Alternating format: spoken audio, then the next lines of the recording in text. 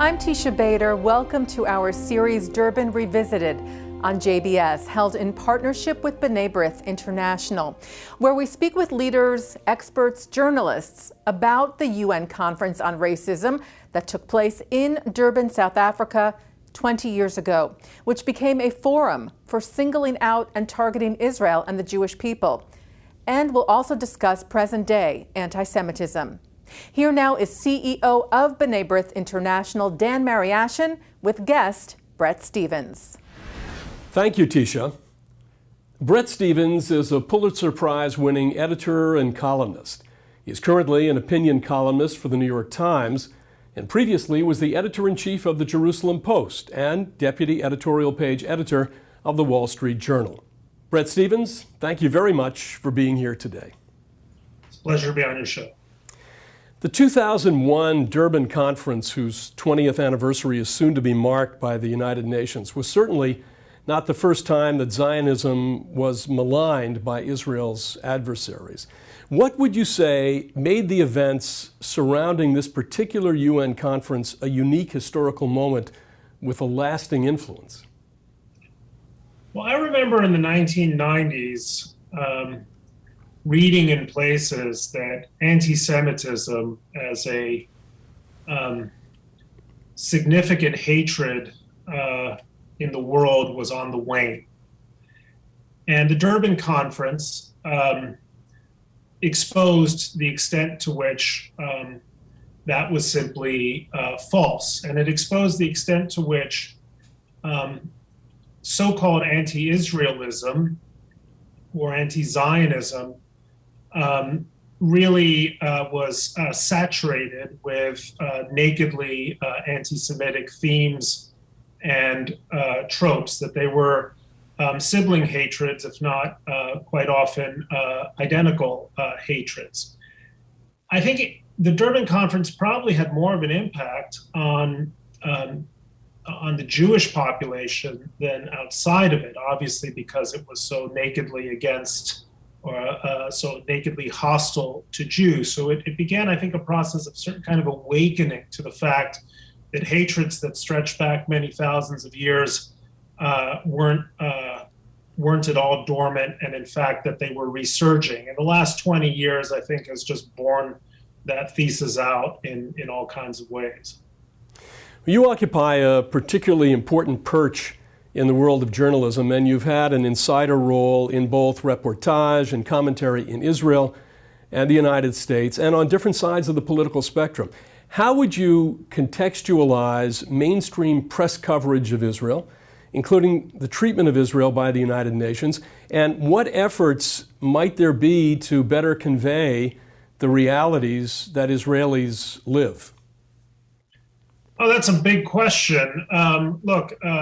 First of all, we have to be careful about using the terms the press or the media. It's a plural, at least the media is a plural noun, and within it there are a whole variety of points of view. And I will start by saying that, broadly speaking, I don't often encounter or rarely encounter outright anti-Semitism in what you might have seen in periodicals 70 or 80 years ago. But what I do frequently encounter is a very misjudged and factually misleading narrative that leads in a kind of a gross and simplistic way to anti-Semitic conclusions. If you play, for example, the story of Israel and Hamas in Gaza as a story of Goliath bearing down on David, Hamas in this case, in this narrative being the David, it's very easy for people to draw conclusions from that, which are simply not only false, but they're defamatory. False in the sense that Israel was not using power gratuitously to target innocent Palestinian civilians, and also defamatory in the sense that it plays into hoary stereotypes of of Jews sort of gratuitously harming non-Jews almost for the pleasure of it. So I've always felt that the sort of simplistic narratives that are so common or too common in much of the media form a kind of slippery slope to some of the anti-Semitism that we've seen explode throughout the streets, not just of Europe, but now also here in the United States as well. Well, part of what might be called the Durban strategy was to weaken Israel through isolation and economic pressure campaigns. Indeed, some people say that the BDS movement really got its start at Durban. But Israel's diplomatic and economic standing has in many ways improved over the last 20 years. We're also seeing that in the Middle East, a region where Israel was isolated for most of its existence, a new era of open cooperation has begun, at least with the Gulf states. Why, in your eyes, have important elements of the Arab world started to move away from shunning Israel? And what does it say in 2021 that Israel is embarking on new partnerships with the UAE and Bahrain and others, while Ben & Jerry's is boycotting a part of Israel's population? Yeah, well, I wrote a column about that Ben & Jerry boycott, which I think is not only despicable, but also extraordinarily cheap and not to mention feckless. I would love to see Unilever, which is the parent company of Ben & Jerry's, boycott, say, the Chinese market. It's always easy to engage in a boycott against a market so minuscule that it's not going to harm your bottom line. It's always easy to take a moral stand when it doesn't cost you a penny, which is what is going on here.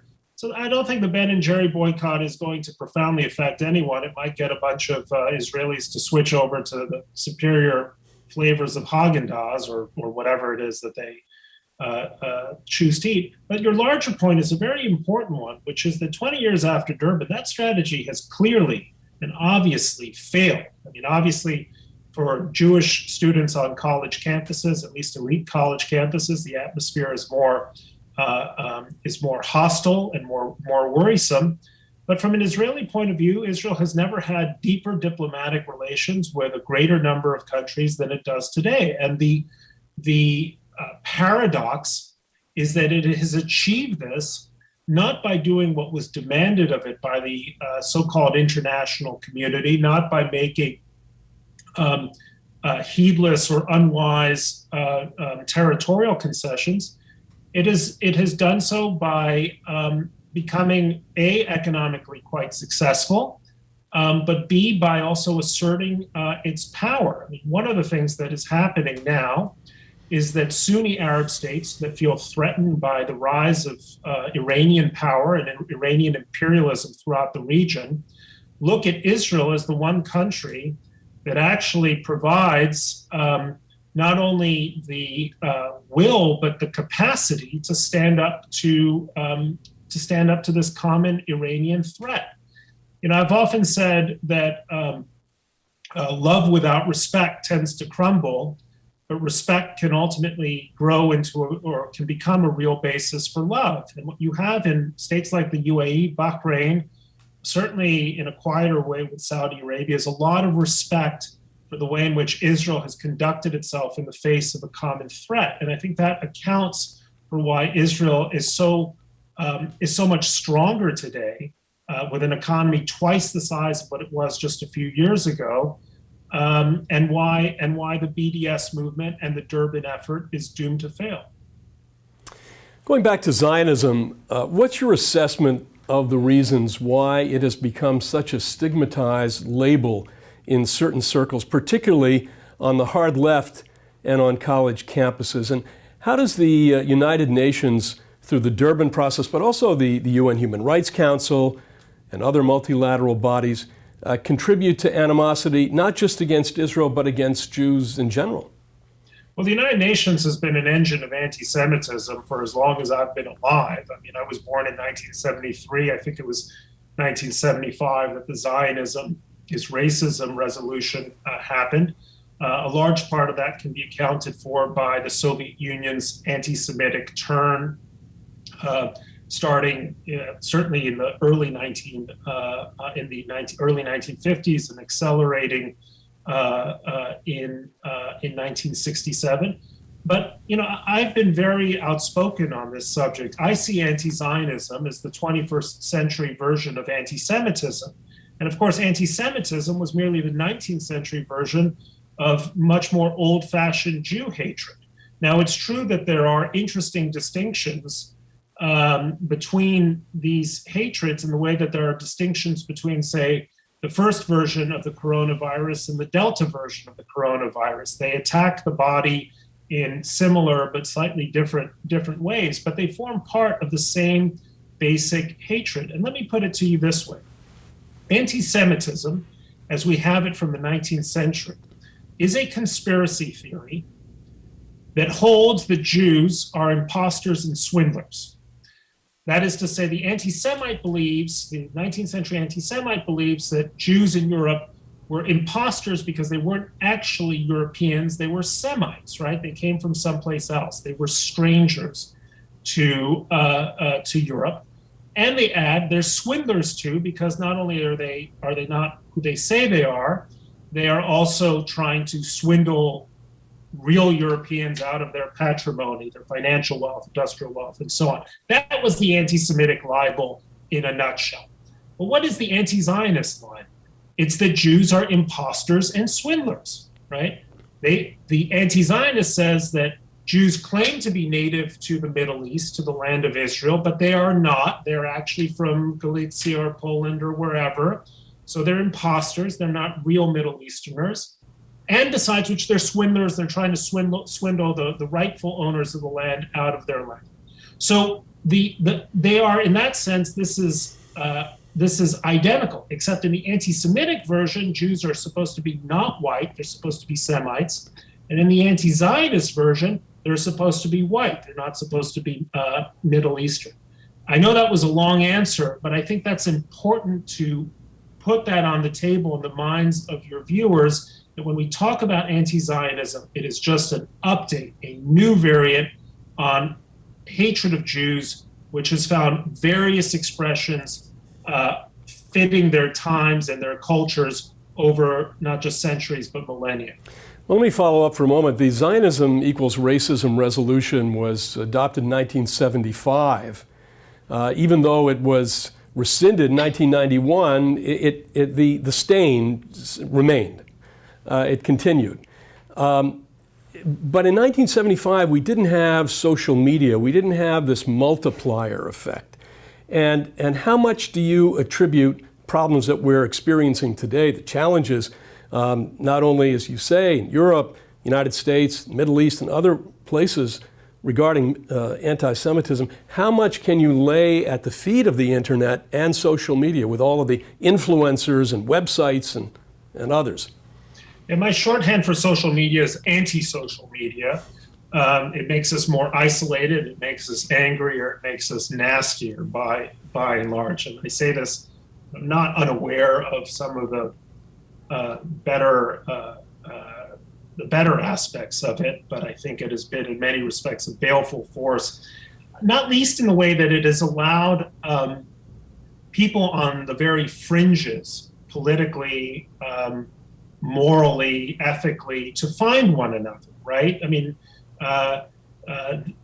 you can be a raging anti-Semite in Kansas City and not know that there's a fellow in Seattle or a fellow in Vancouver or a fellow in London or Berlin who think just as you do, and it creates these communities of extremism, of conspiracy theorizing, and of potential violence that just could not have existed in the past. So social media, I think, has been a great accelerant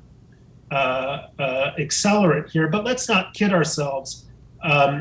People with despicable political views found ways to find each other in the era of television and in the era of radio and certainly in the era of the printing press. So one way or another, whatever the form, whether it's digital or analog, this is going to, these sorts of people will find one another and express themselves the way they do.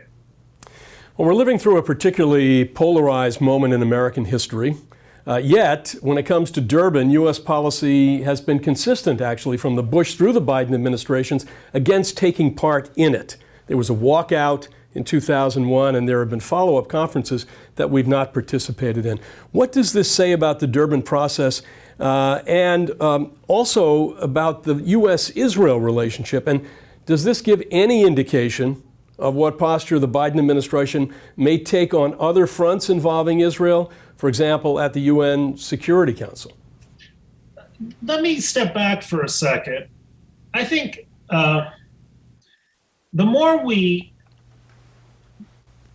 the international community and the more the Jewish people do to distance themselves from the United Nations, to delegitimize the United Nations, to ignore the edicts of the United Nations, to mock the United Nations, and to move toward a world in which the UN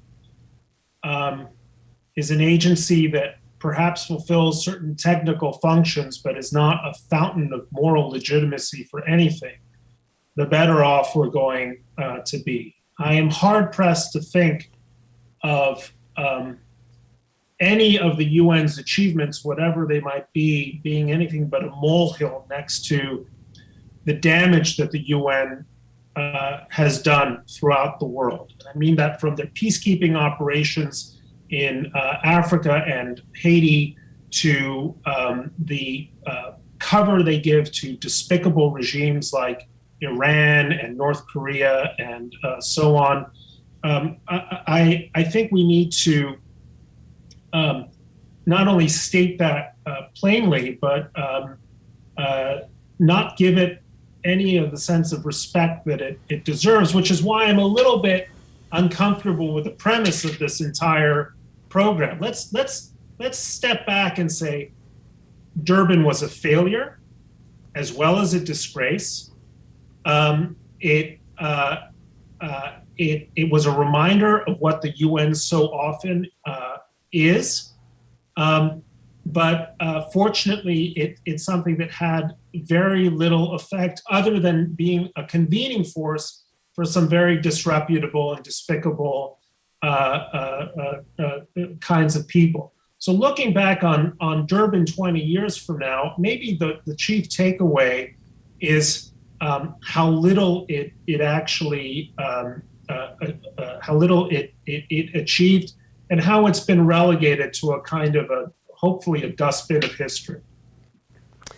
Well, this year has been a year of political transitions in the U.S. and also Israel, as new political leadership has emerged in both countries. The U.S.-Israel bond seems to be strong, but on the progressive side of the ledger, there seems to be a strong effort to engage in criticism of Israel and worse.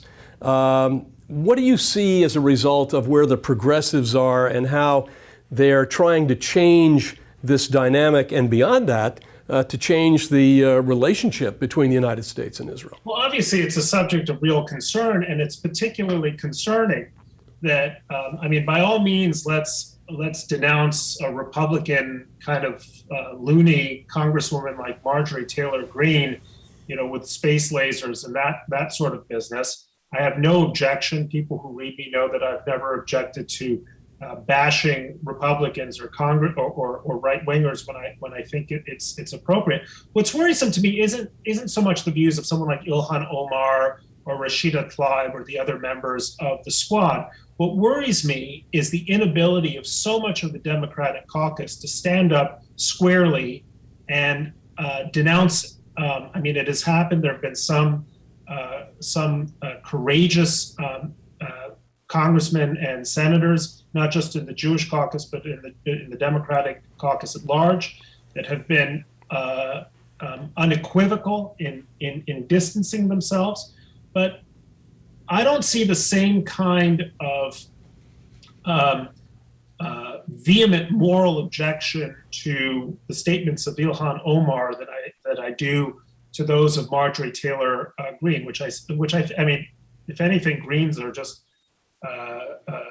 I don't know. I don't think I should rank them, but I think they're equally deplorable, and they deserve the same kind of condemnation. And I don't see enough people on the center left paying attention or calling attention to the anti-Semitic dog whistles that sometimes come from that faction of the Democratic Party. So it's not so much my fear that the Democratic Party is somehow becoming radicalized, or too much of the Democratic Party is becoming radicalized and bigoted. It's that the center of the Democratic Party isn't vocal enough in denouncing this kind of extremism and prejudice on its own side. Now, you had asked me earlier about Joe Biden, and I think Joe Biden, in his bones, in his guts, is a friend of the state of Israel. I've never called those bona fides into question. My real concern is with the Biden administration's foreign policy in the Middle East, which, with its latest debacle in Afghanistan, as well as with the outreach to Iran, strikes me as extremely worrisome. Never mind for Israel, extremely worrisome for America's position in the world. Well, you mentioned Afghanistan, and that would be my final question. We can't have this conversation really without having you comment on the fall of Afghanistan to the Taliban. What do you see ahead regarding this development, especially with regard to the further empowerment of international terrorist organizations with the Taliban now back in control in Kabul? Well, you know, it's tragic that, having expended so much effort in defeating the Islamic State in northern Iraq and in Syria, we have now, through pure heedlessness, midwifed into creation a new Islamic caliphate that is going to be, if anything, more dangerous because it exists within the territory of a sovereign state, so has a diplomatic apparatus, has defined borders, and that it is going to be harder to defeat because, after all, what's the worst that we can do to the Taliban? Invade Afghanistan again.